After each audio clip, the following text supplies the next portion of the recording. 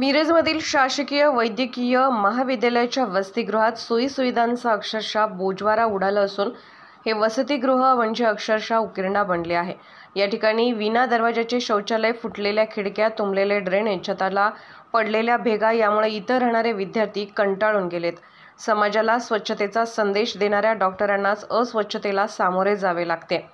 धक्कादायक म्हणजे एका खोलीत तर मोठ्या प्रमाणावर दारूच्या मोकळ्या बाटल्या मिळून आल्यात।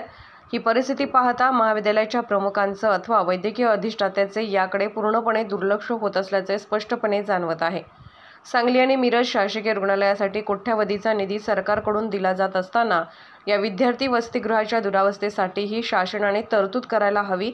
यासाठी लवकरच राज्याच्या वैद्यकीय शिक्षण विभागाशी संपर्क करून या वसतिगृहाला ऊर्जित अवस्था प्राप्त करून द्यावी, यासाठी लोकहित मंचच्या वतीने प्रयत्न केला जाणार आहे।